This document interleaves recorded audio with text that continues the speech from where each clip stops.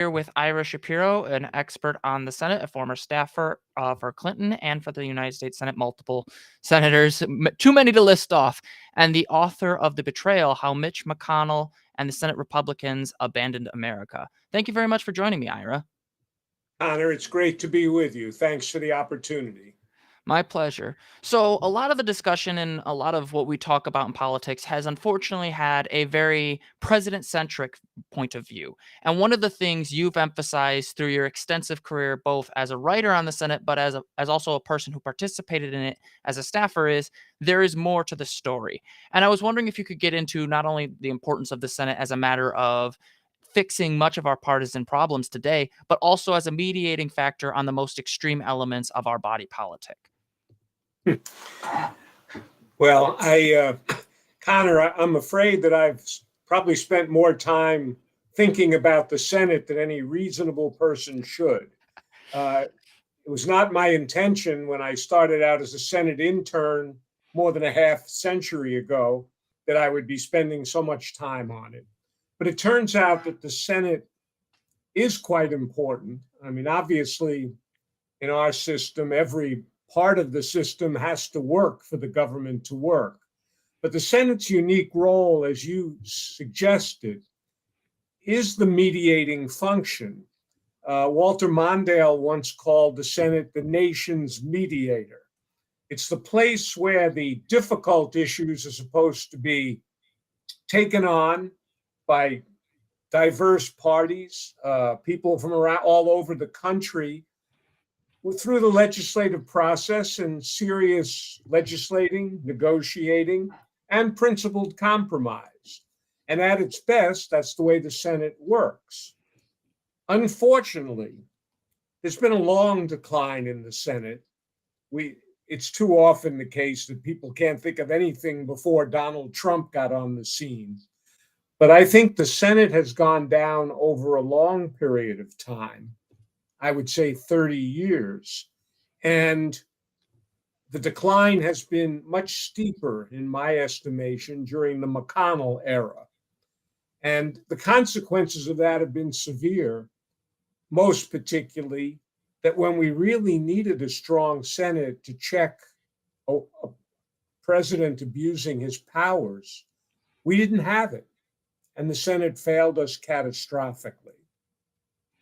Yeah, and so one of the things that you has been kind of coming up repeatedly, and I've read through portions of your book and some of the material that was has been written about it. And one of the things you've emphasized very, very strongly is that is this idea of compromise that you just mentioned. That this idea that as a matter of the Senate being the anchor of our government, as James Madison called it, it is supposed to be able to take some of the rawest expressions of the public will and basically focus it down into specifics, being able to communicate with the understanding that the goal is to keep the machine running, not to just destroy the machine or just to slow it down when you don't get your way. And one of the things I distinctly remember in my experience growing up with when it came to hearing about how the Senate was viewed was not in that vein, especially under McConnell's leadership, even before Trump. One of the things you mentioned in your book is how basically McConnell, from the very beginning of the Obama administration, struck the tone of obstruction being the business of the day. And I was wondering, to what extent does that kind of attitude lend credence to the eventual Trump administration? And then also, what does that mean in terms of effective governance? And how do we fix that? Well, I think that's a great question. And I think it is important, as you've said, that our problems of governance and our political system didn't begin with Donald Trump. There's been, as I said, a long decline, and we could go through the history, but even focusing on the past 15 years, McConnell's decision to oppose Barack Obama from day one, notwithstanding the fact that we were on the edge of the Second Great Depression and the country desperately needed economic stimulus and a cooperation in government that McConnell didn't provide. Notwithstanding that, his view of his role as a partisan and an obstructionist was not the traditional way that Senate leaders operated. I grew up, I go back a long way. The audience might suspect that I'm a little old, but the leaders that I knew, they were partisans, but they always had in mind their responsibility to work across the aisle, to work with presidents, even presidents of the other party, and the notion that collective action was supposed to come out of the Senate. So I believe McConnell was a radical departure from Senate leaders like Everett Dirksen, Howard Baker, Robert Dole, and even Trent Lott, who I felt he was too conservative for my taste, but he tried to make the Senate work with Tom Daschle, a Democrat. And this obstruction, and I feel strongly about this point, so I'll emphasize it. There's sometimes a tendency to say, well, it's a partisan time, and McConnell's just been an effective partisan. What do you expect? And the answer is, yes, it's a partisan time, but it's a partisan time because he made it a partisan time by passing up every opportunity to work together. Now, to give you fast forward to 2022, the Senate actually accomplished quite a bit in 2022. McConnell seemingly decided that it was time for them to do a few things, and by no coincidence, a few things got done. But the Senate's supposed to work every year, not 1 or 2 years out of 15. Yeah, and this is kind of that issue I mentioned earlier about the view of the Senate as the chamber of no. The unwillingness to basically acknowledge that some action needs to be taken. And granted, the Senate can sometimes have a little bit of a conservative bent towards it in that it is supposed to check the excesses of the House of Representatives. But Right. the thing that has struck me about the last several last 20 years is that we have really seen a departure from the idea of the Senate as a check on excess and a focus on deliberation and cooperation, and more on a focus of how can I win. And to me, that's speaks to an issue of values, but also a flawed view of strategic interest. Because like you mentioned earlier, all of these politicians are to some extent partisans, but even partisans are supposed to view their interests as partisans through the lens of their public service, their achievements. And so my question, I guess, is how do we get like a figure like McConnell and yet return to that view of deliberation, that view that we are able to deliberate and justify a politician's continuation in the Senate by their service than by their opposition to a given party? Well, I'm going to watch this video again because I thought you put it beautifully. But you're an idealist in a sense, and your view is my view. I actually don't think that the modern senators have, particularly McConnell, have viewed it that way. Basically, they have focused on victory, and to the extent that oftentimes their partisanship has overwhelmed their patriotism. And how you change that? Well, you have to defeat some of these people. You have to defeat Trump initially, although Trump is not the only problem, but you have to defeat Trump, and you have to focus on the fact that the Senate Republicans failed catastrophically in their job of legislating in a bipartisan way, and also failed to stop Trump's assault on our democracy. So they have to be defeated. Not easy to do, given the red state, blue state divide, and given the number of seats that are up this year. But I try to encourage people, whatever they think about the presidential election, or if they're not totally happy with Biden, or if they're in the 43 states that are not the 7 battleground states, focus on the importance of the Senate. You got to beat somebody. you change the politics of the country if you can beat Ted Cruz and Josh Hawley, red state senators who are two two people who have played a very unconstructive role in our country. Yeah, and this is where I think what's interesting is we talk about institutional values and who we're looking at, and getting people to pay attention to specific politicians that don't fit with the presidential centric model. And I've worked on several campaigns. I worked on the Raja Krishnamurthy campaign as a volunteer. And then I also worked on the Elizabeth Warren presidential campaign, and then most recently in a primary challenge to Bill Foster with Qasim Rashid. Um, Obviously, we didn't win because Bill Foster is still on the ballot. But one of the things that I distinctly remember experiencing, both in on the congressional side of things, but also even on the presidential side of things, is the attention economy. People not knowing who their member of Congress is, who their senator is, or who even their state representative is, but they'll know who the president is, assuming they aren't still holding on to the 2020 conspiracy theories. So one of the things I think I guess I lead to you is, to what extent can we actually fix the Senate if the voters are not paying attention enough to who their senators are and what they're doing?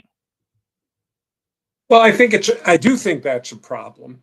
And look, most people are not as attuned and focused on politics as you or I are all the time. People have lives and jobs and families and a lot of other priorities.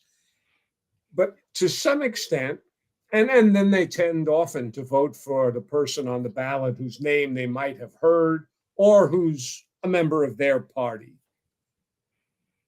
To some extent, though, I put the responsibility on the senators. Mm, I blame the senators worse than I think they're more responsible for the breakdown than the voters. The people that have that privilege, extraordinary privilege of being a United States senator, 6 years in the Senate, and most often, multiple terms, they owe us more than they're doing. mm. They're not, if they wanted to be state legislators, they should have stayed in their state capitals. Nothing wrong with that. And if they wanted to just be partisans, well, then they're misperceiving what they're supposed to do. They're supposed to be partisans who also are focused on the national interest. And I find it, I find it still, and maybe it's an idealized view of the Senate or senators that I had. I find it shocking that so many of them would stand up and have a pep rally for Trump, knowing full well, with absolute certainty, that he's a danger to the country and a danger to our national security and that of our allies. I think they owe us more than that. So I put a lot of it on them. Hmm. See, I have two views on that. On the one hand, I definitely agree that it is the responsibility of the people in positions of power, particularly in the Senate, to basically reach out to their constituents. They're supposed to, talk to their constituents, let them know what they're doing. But the other thing I think is particularly pernicious, and I've mentioned this before on other live streams and discussions, is the destruction of local media, and really the destruction of even major outlets like the Washington Post that recently gutted a lot of their staff. And one of the things that I've noticed that is particularly dangerous about that is, with less and less people either working for established or local newspapers that can reach out to specific constituencies, there is also a risk of basically people only looking for the news that they wanna find. And, I'm saying this on a show called The Progressive American, but even my commentary, even my opinion-based journalism depends upon the good faith of established Pulitzer Prize winning newspapers. I remember distinctly that I used to read the Chicago Tribune because it was a nominally conservative newspaper in a progressive state, and then it got gutted, and I would not pay for it because I did not want to give my money to Randall Smith and Alden Global Capital. So if I wouldn't necessarily say this is a challenge to your position, but I do think that to some extent the media bears a level of responsibility in terms of how it's able to conduct itself and maintain itself. And I'm wondering, to what extent are the power of the senators actually limited when many of these local newspapers and even national newspapers are increasingly being replaced by partisan rags? Think there's no question that the changed media since over the last 30 years, let's say, starting with 24/7 cable news, shrill cable on both sides, and then worsening as social media has become the news source for, for many people.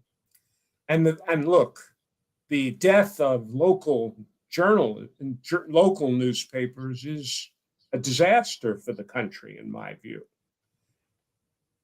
I can't cure all that. Yeah.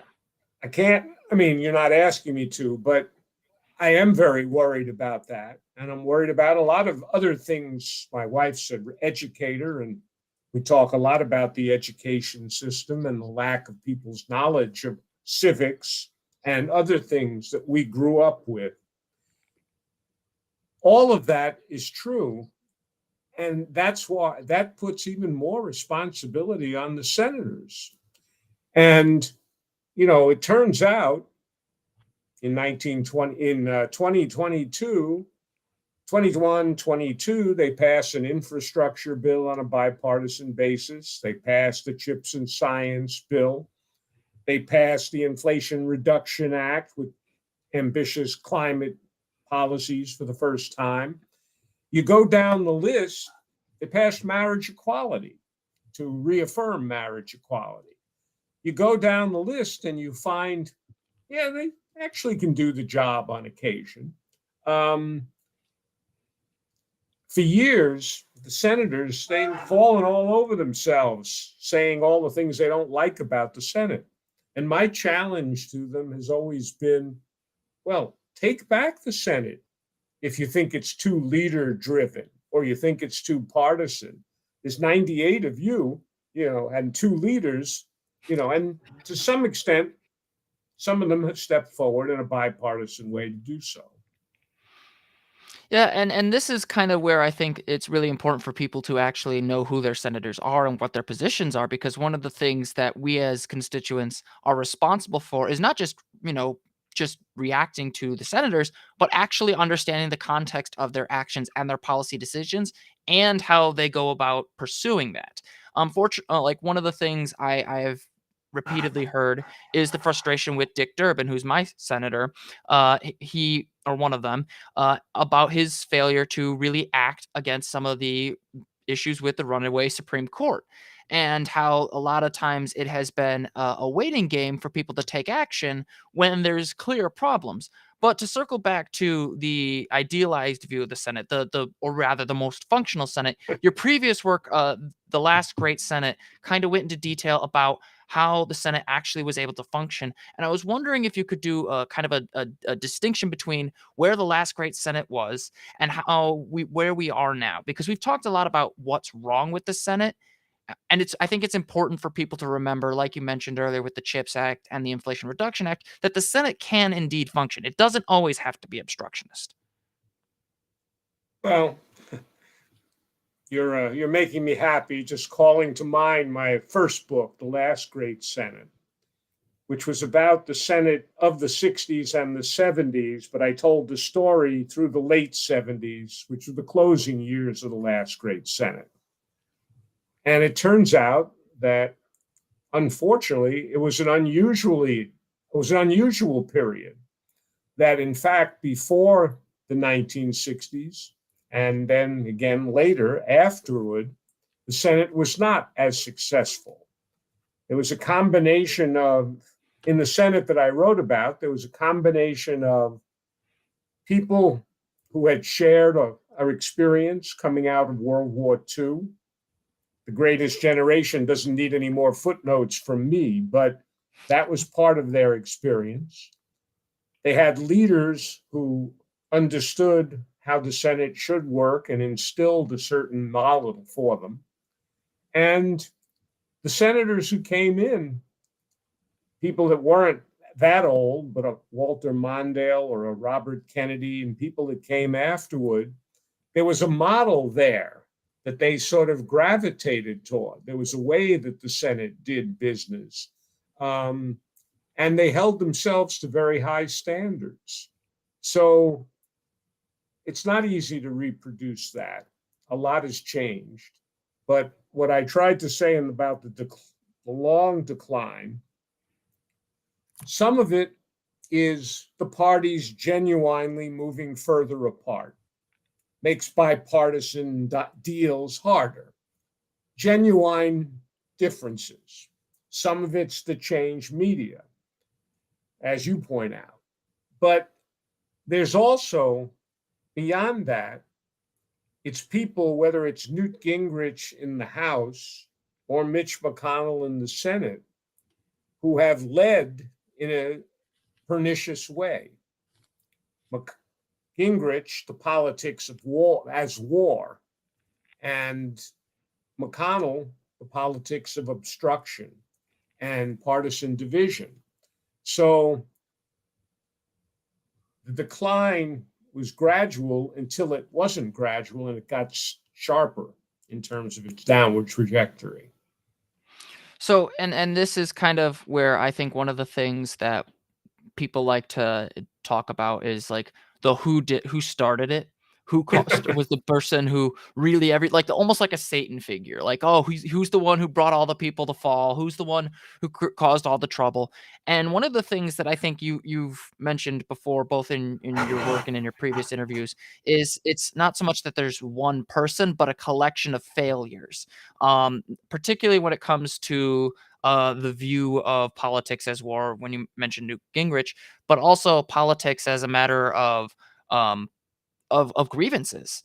For example, one of the things I remember distinctly is Mitch McConnell holding a massive grievance over the failed judicial nomination of Robert Bork, and how he basically felt like this very qualified, in his view, not mine, conservative judge would have been great on the Supreme Court. And I was wondering, to what extent do we have like a continuation of that culture of grievance once McConnell is gone? Because he's leaving after this year. Well, he's leaving the leadership, yes, and he'll have presumably 2 more years in the Senate. I think it depends on, to large extent, on the presidential election in that sense.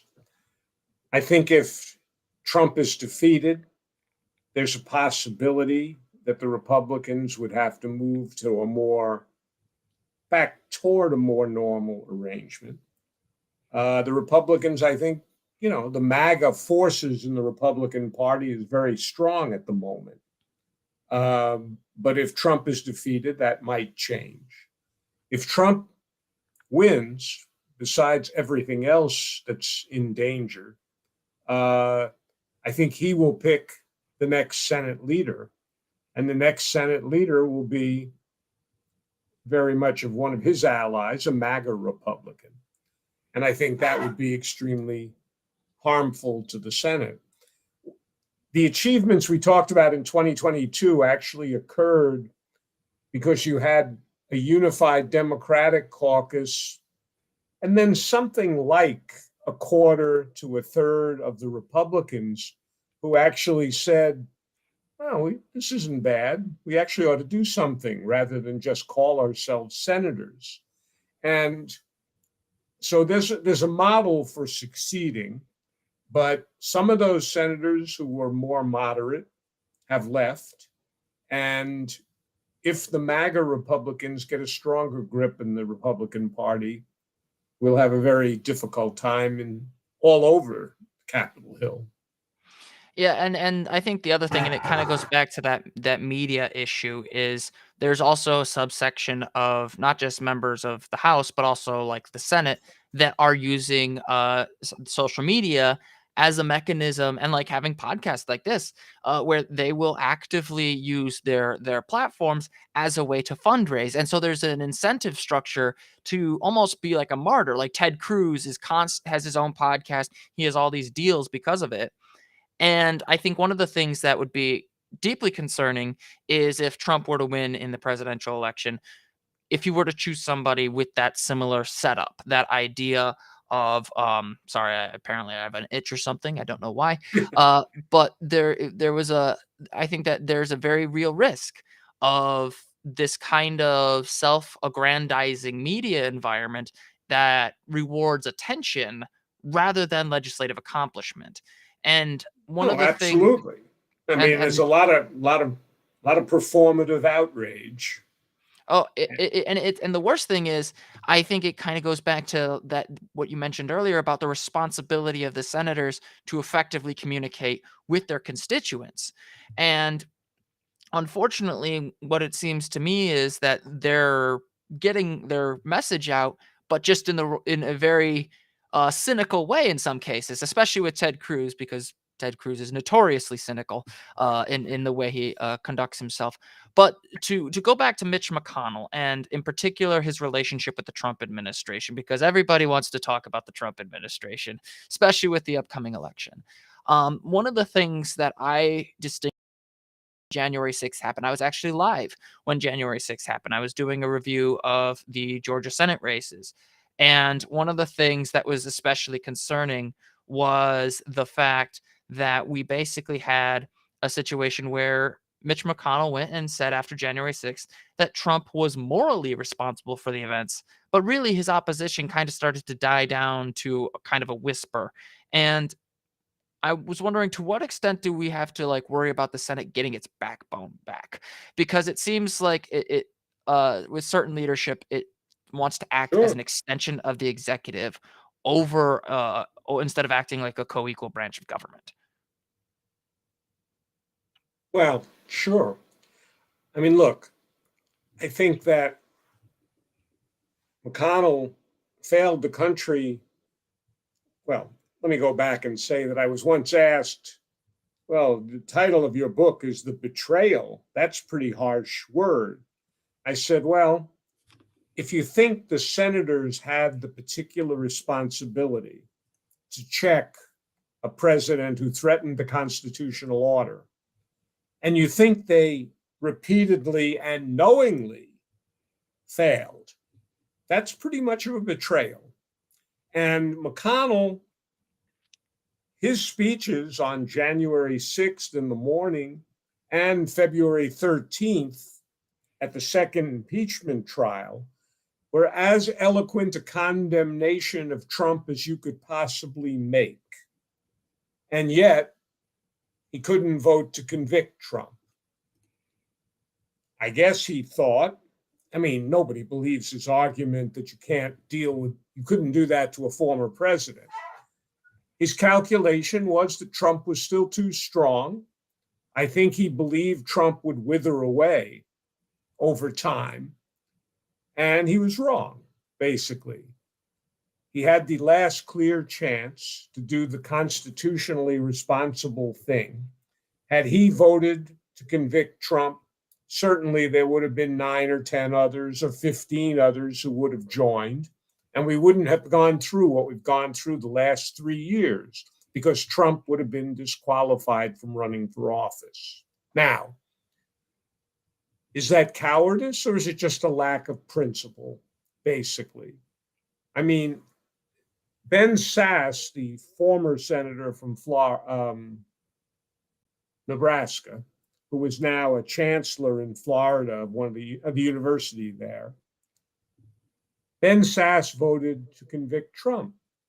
He said there are some lines you just can't cross. And for McConnell, there's never been that kind of line. Everything basically, there's no principle that's strong enough to uphold. So I don't know whether we call it cowardice or just call it lack of principle. See, to me, that strikes me as a mix of both. Like to some extent, Yeah. I would look at like Mitch McConnell's ability to literally say to the first black president of the United States, "I'm not giving you anything unless you give me what I want," as a sign that he does have backbone. He has the willingness and the power to do things when he wants to. And I think there is a certain extent to where I think you mentioned it in your book that he viewed Trump as early on as his valuable prospect, his challenge to a potentially New Deal Democratic vision. And I think there is a part of him that still is both cowardly and unprincipled, but also opportunistic in that even if Trump didn't wither away, his opposition to Democratic New Deal politics would still remain. At least that would be the kind of calculation that I would suspect he was capable of. I think that's a really good point. And I try to acknowledge that there's room for legitimate differences between Democrats and Republicans. McConnell would say, and I quote him in the book at different times, when he would oppose the Affordable Care Act, McConnell would say, America's not France. By that means we don't have all this socialized stuff, the government doing everything. I get that. And to some extent, that's a legitimate sort of point of view. But it doesn't justify corrupting the confirmation process the way he did with the Supreme Court justices. When leaders take steps to sort of disregard norms and traditions that have made the institution work, that has very bad consequences. Now, McConnell likes to say, as I think you suggested, McConnell has often said, the Democrats are responsible for every escalation of the judicial wars. And that he goes back to Bork, et cetera. He blames them for that. Well, after Bork was defeated with Republican votes as well as Democratic, all the other justices, with the exception of Clarence Thomas, that was a hard hearing, all the other justices were confirmed rather routinely before McConnell discovered that, well, you can't confirm someone in an election year, so we're going to not consider Barack Obama's nomination. He escalated the judicial wars in an unprecedented way. And then he continued doing it, including slamming through the last of the nominations 8 days before Election Day 2020. That kind of trashing of norms, is very consequential for the way the system works and doesn't work. And that's especially concerning to me because the issue I have with McConnell isn't just that he was an obstructionist and so overtly partisan and really bastardized patriotism.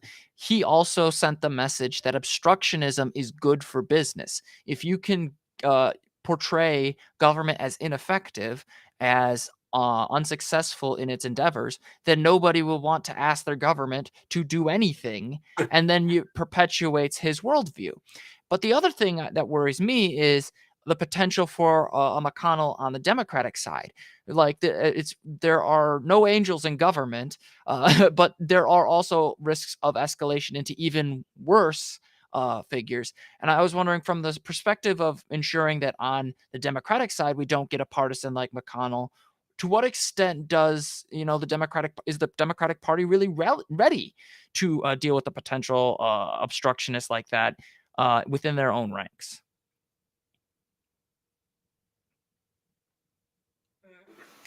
I must be so partisan. I haven't thought about the problem quite that way. I think the Democrats are certainly imperfect, like any fractious kind of party. But the truth is that they've been able to unite sort of extreme progressives with more moderate Democrats and stay unified with a goal of trying to accomplish some things.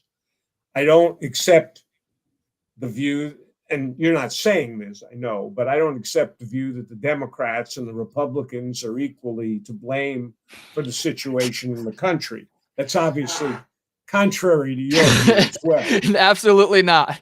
Yeah, so I don't think we're in any real danger of some Democratic uh, obstructionist or demagogue coming along. But I think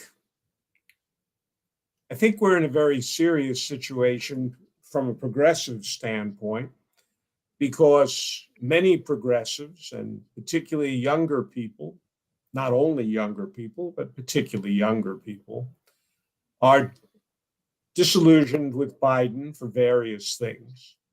And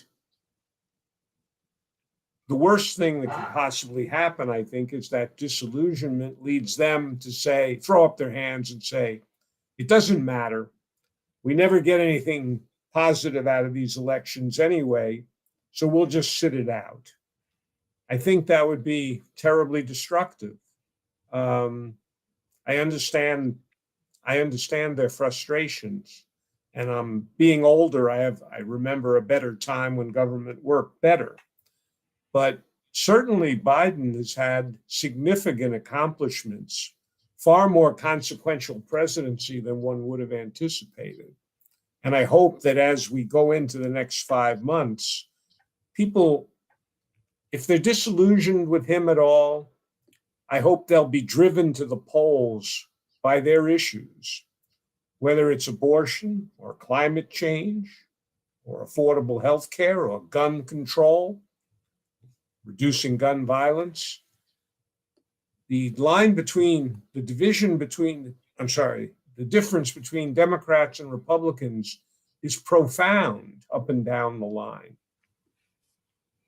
And on that note, like I want to make clear, and I know I wasn't saying this, but there is a Yeah, very clear difference between the Democrats and Republicans. If there yeah. wasn't, there wouldn't be two political parties. There'd be one. Uh, No, People, when it comes to this idea of Democrats and Republicans being the same, particularly on a certain element of the progressive side of the coin, I do think there's a certain feeling of we never see the successes, we never see the discussions, and I do lay that kind of at the feet of the media because they have a negativity bias. They'd much rather cover, a car chase or something like that than go into the minutia of explaining why the CHIPS Act is especially important for the American public going for the next 20, 30 years, because that takes getting people to pay attention longer than a snapshot or a clip.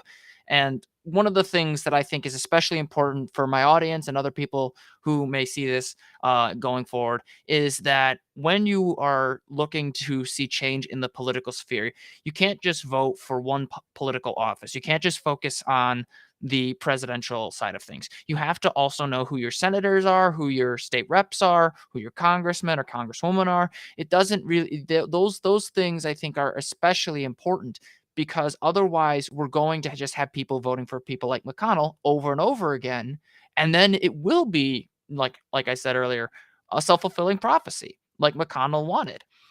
And so I think to kind of good. circle back to your previous point of, you know, you remember a time when government worked better. If the Biden administration manages to secure a second term, and I personally think he will, um, it'll be close, but I think he will. To what extent does the president bear responsibility for how he conducts himself with a likely opposition Senate as Senate it looks like the Republicans are poised to take it? Well, I don't think they're necessarily going to take it. Basically, virtually every Democratic incumbent who is who presumably is endangered, is actually running well ahead of Biden and likely to get reelected. Obviously, the majority hangs by a thread, Yeah. and there are seats that are up. But look, I think certainly the president, if reelected, bears the responsibility of communicating his achievements and the things that he's aspiring to do. Um, I think he's tried to do that. I think he has to do more of it, and he will do more of it. I think, people sort of say, well, Biden's not communicating what he did enough. Well, he's also trying to provide some leadership on two wars at the same time. To some extent, and they do it, but to some extent, we need senators congressmen and popular governors and mayors to pick up the responsibility as well. People in Pennsylvania who admire Josh Shapiro, the people in Michigan who support Gretchen Whitmer, governors need to take the lead and talk about not only their states, but what the federal government and Biden is doing for them. Well, on that note, I want to thank you very much for coming because I think that's been a really important thing that we need to talk about again and again, that it's not just the presidency that matters as much as the media loves to focus on it. Um, but I would again like to say you're more than welcome to come back on the show. If there's any closing statements, feel free to go for it. No, look, Connor, I really appreciate the chance to be with you. And it's wonderful that you've been doing this for several years. Uh, I think the degree to which we have voices like yours and using the media this way in a way to try to bring the issues and educate people about the issues is really terrific. I'd love to come back at some point, and I really am grateful that you gave me the chance to be with you. Thank you very much. Everybody, the book is The Betrayal: How Mitch McConnell and the Senate Republicans Abandoned America. You can find it on your in your local bookstore or on Amazon. Thank you very much, everybody.